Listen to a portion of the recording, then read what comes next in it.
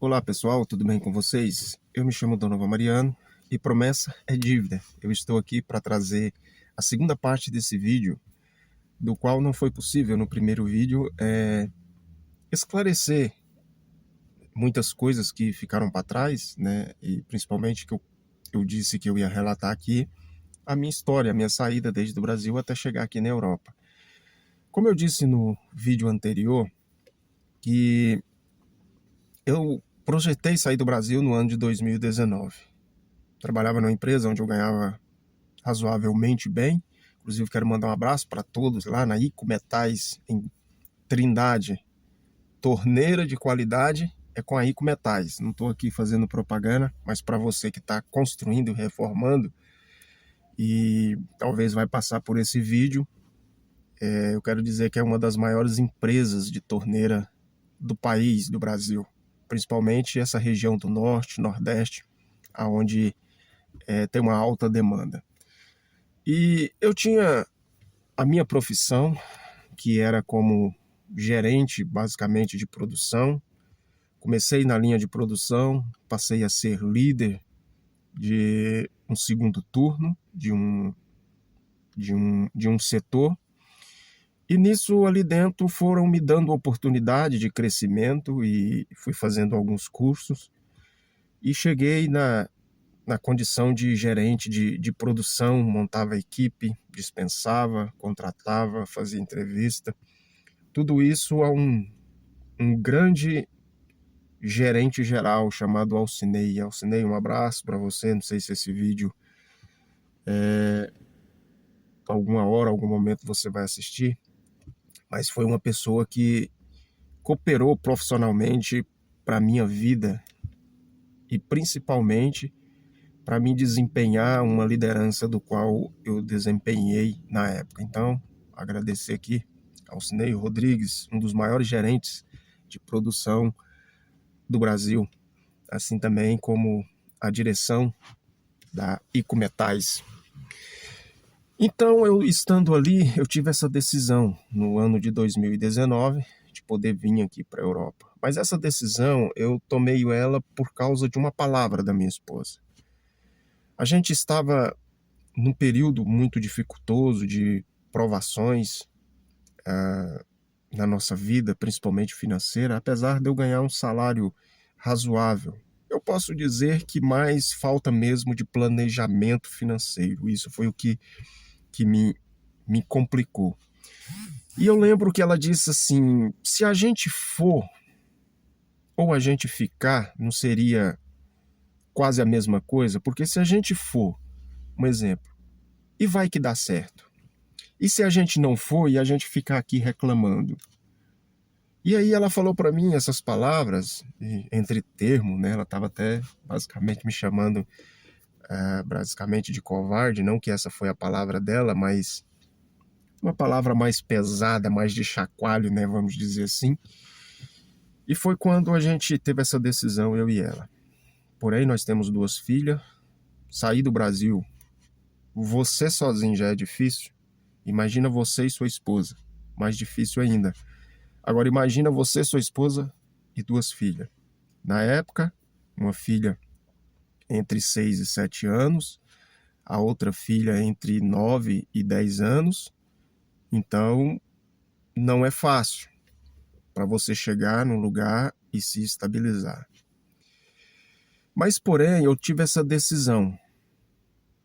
Mas antes da gente embarcar, pegar o nosso avião com destino à Europa, tão desejado sonho, objetivo, mas esse não era simplesmente um sonho meu, mas um sonho, né, que Deus tinha para mim e uma realização que Ele ia realizar na minha vida mais tarde.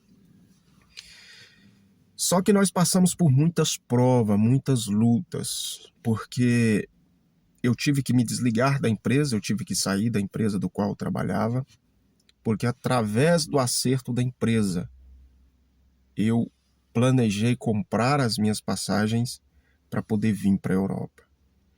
Já estava tudo programado. eu sair da empresa, pegar o meu acerto, comprar as minhas passagens e vir com alguma reserva, que também não era muita coisa. Mas, queira ou não, era um planejamento. E então eu conversei ali, né, com o gerente de produção, melhor, com o gerente geral, e conversei com ele pedindo para que ele pudesse me mandar embora, porque ele tinha esse poder, né, de decisão, claro, conversando com a presidência e tudo. E eu lembro que na época para ele ficou até assim, né, balanceado, vamos dizer assim, ficou basicamente pensativo, porque afinal é uma empresa que eu trabalhei 13 anos nesta empresa. Foram vários investimentos, fiz muitos cursos, me qualifiquei ali dentro, apesar de, né, sempre faltar uma qualificação a mais, sem dúvida nenhuma.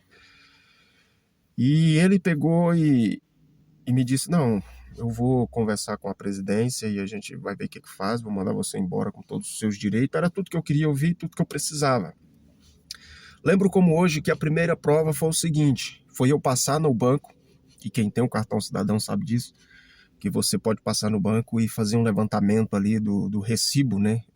Ter um recibo nas suas mãos sobre os depósitos ali do seu FGTS mês a mês, e foi o que eu fiz. Eu disse para minha esposa, essa será a primeira prova que é realmente para a gente realizar o nosso sonho, ir para o lugar que a gente quer ir. E eu precisava na época de R$ 14.521 para comprar todas as passagens, minha, da minha esposa e das minhas duas filhas.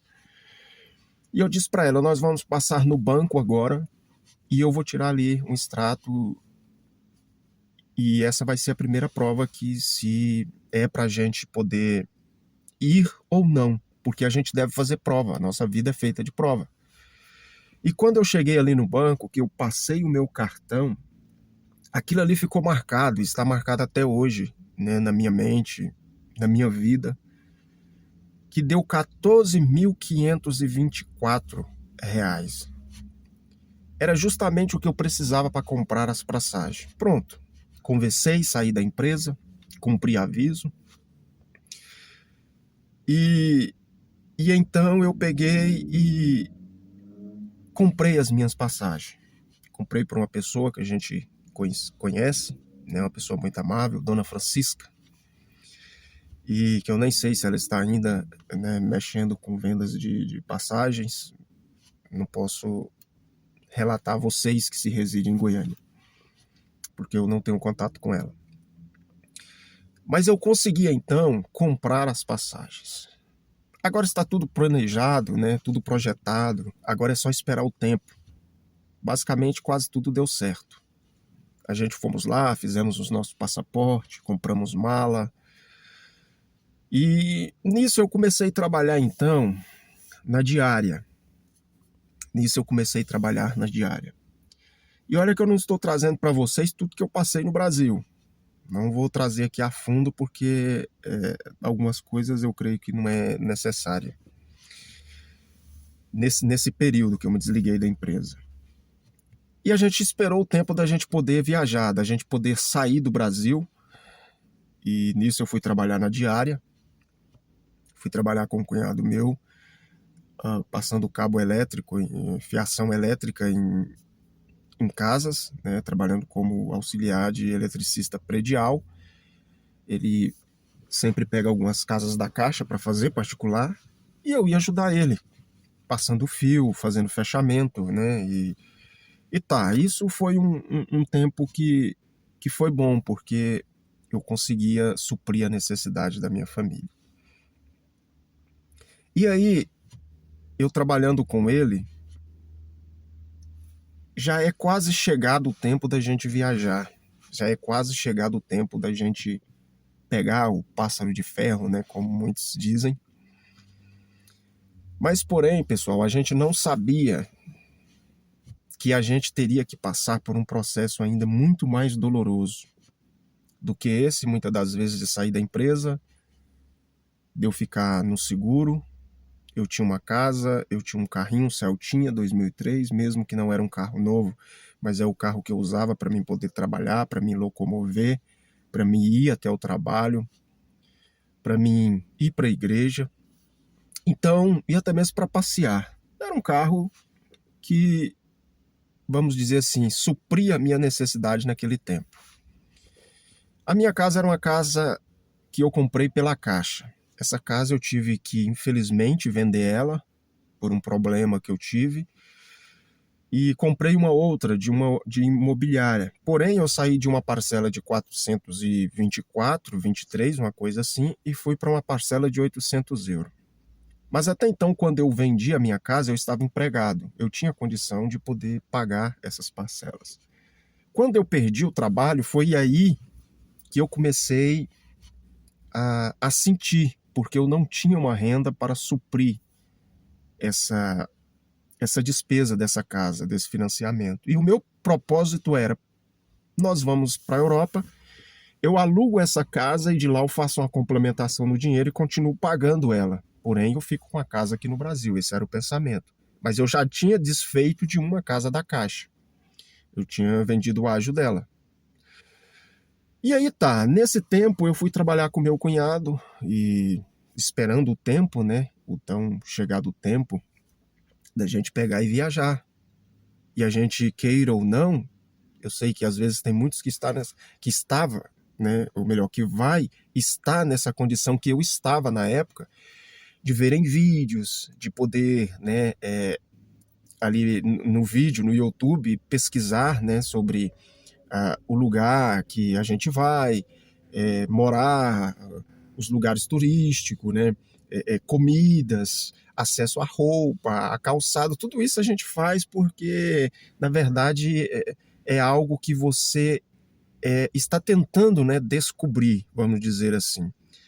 Porque é diferente do Brasil. No Brasil, você vai no shopping comprar um sapato, vai no shopping comprar uma roupa, vai no mercado fazer uma compra, mas na Europa você sabe que esse poder de compra ele é totalmente diferente. Então você começa a passar ali, né, os vídeos, começa a trazer alguns relatos de pessoas que estão vivendo, né, em outro país, o país que você quer ir, no meu caso seria a Europa, alguns vídeos da Europa, do pessoal passando, né, e mostrando, até mesmo eu mostrei aqui, né, Intermarché, mostrei aqui Bico, né, no outro vídeo, que eu estou dando sequência aqui nesse vídeo, no mesmo lugar.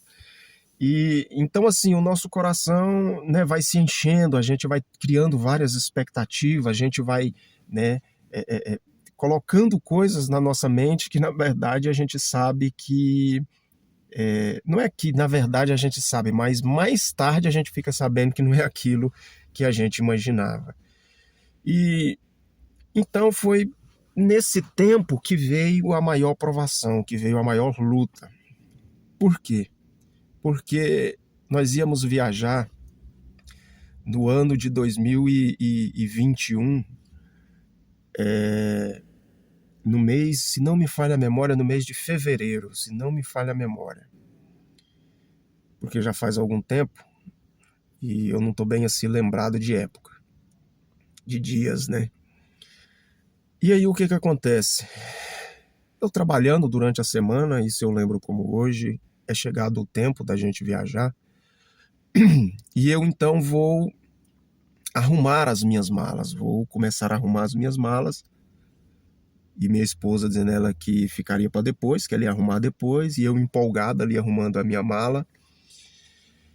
E só que nisso, pessoal, a gente não sabia que iria vir algo que parasse o mundo, que foi a pandemia. Nessa época, surge então a pandemia, um dos primeiros casos, os casos do Brasil, e eles começam então a fechar as fronteiras terrestres. Eles começam a fechar as fronteiras aéreas, eles começam a fechar as fronteiras marítimas. E eu lembro como hoje que eu fui obrigado a desfazer a minha mala, porque não tinha como a gente viajar. Por mais que havia uma esperança, e eu dizia para minha esposa, isso é passageiro. No máximo, aí 2, 3 semanas nós estamos viajando. Aí, pessoal, foi a minha maior provação, porque eu agora sem trabalho, trabalhando na diária, tempo de pandemia, as coisas começaram a fechar, os mercados começaram, melhor, só os mercados ficaram abertos, mas os outros, né, os estabelecimentos fechando e aquilo cada vez mais e apertando o nosso coração, porque a gente via que o tão desejado sonho estava ficando distante de ser realizado. Mas tá, ainda conseguia trabalhar. Ia trabalhar com meu cunhado. E quando penso que não, foi uma ordem, né, mundial, que todas as fronteiras estariam fechadas. Aquilo ali para nós foi como um balde de água fria. E passado algum tempo, algumas semanas, a gente foram obrigados a pedir o reembolso dessas passagens. Diga-se de passagem que nós não recebemos o dinheiro tudo de uma vez, nós fomos obrigados a parcelar em 12 vezes na companhia, algo que a gente tinha pagado à vista. Agora pronto, depois de receber essa notícia então que a gente tinha que pedir o reembolso parcelado, o tão desejado sonho já era, não vai acontecer, não vai realizar, é a gente ficar por aqui mesmo. Só que nisso, pessoal, eu sou obrigado a vender a minha casa. Eu sou obrigado a devolver a minha casa por causa da condição financeira. Eu não tinha condição financeira mais de poder pagar a minha casa. E agora eu fico sem casa. A segunda coisa que eu fiz foi desfazer do meu carro, porque a gente já estava próximo da gente vir para cá. Então eu já tinha vendido o meu carro para meu cunhado e eu passei o carro para ele. Pessoal, e nós vamos viver então, isso que era sonho se torna em pesadelo. Por quê? Porque nós não temos renda, eu não tenho emprego, a minha esposa também não trabalhava na época, porque como eu trabalhava numa empresa, que o meu salário era razoavelmente bem, eu ganhava razoavelmente bem, então eu optei por ela cuidar das nossas meninas, estar sempre levando no colégio, buscando. E então, pessoal, foi a maior luta. Eu sei que não foi só eu que passei por isso, eu creio que outras pessoas passaram por isso, e inclusive agora, recente, a gente conheceu um casal que passou, melhor, um casal não, uma família que passou basicamente o que nós passamos, só que porém são histórias diferentes, por isso que eu estou dizendo que essa questão da experiência, da história de cada um, ela coopera para as nossas vidas. Quando a gente encontra pessoas que relatam a sua dificuldade, e parece com a da gente, a gente vê que a gente foi provado, mas não foi tão provado da maneira que nós não poderíamos suportar, porque teve pessoas que passaram por isso também. Então, pessoal, a gente vai passar por essas provações, e além disso, eu trabalhando com meu cunhado, dava para mim sustentar a minha casa, a minha família. E aí a minha sogra estava fazendo uma viagem para a Bahia, e ela disse, por que vocês não vêm aqui para casa? Já que vocês vão viajar, vocês vêm para cá, eu estou viajando para a Bahia, e nisso eu estava com o projeto de alugar essa casa que eu tinha comprado da imobiliária. E assim eu fiz. Só que as coisas apertaram de uma maneira que eu fui obrigado a devolver a minha casa e também passar o meu carro, porque uma das coisas que a gente tem que preservar na nossa vida é a palavra. Vivemos tempos que as pessoas dão mais ênfase ao dinheiro, dão mais ênfase às condições financeiras.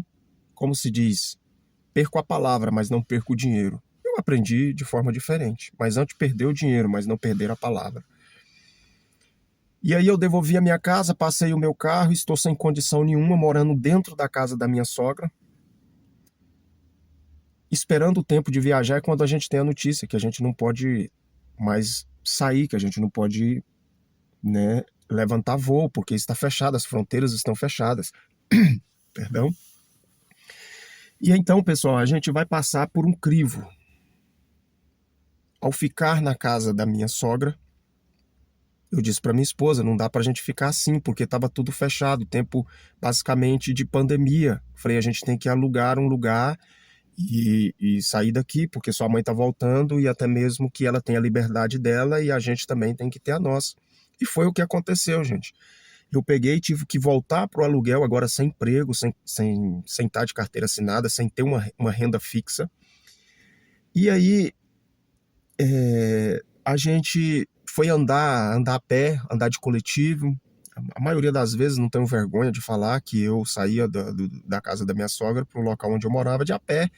E isso era faixa aí mais ou menos de não sei, uns 3, 4 quilômetros, não sei de cabeça quanto mais ou menos, a ir para a igreja de a pé. A igreja era, entre aspas, um pouco longe, e essa foi a minha vida ali, andando a pé, não tendo dinheiro, às vezes, nem para pagar um ônibus para poder se locomover, para ir na casa da minha sogra, para casa da minha mãe, e olhava para os lados, e aquilo para nós, tudo aquilo ali era um desespero, aquilo ali para nós era uma aflição.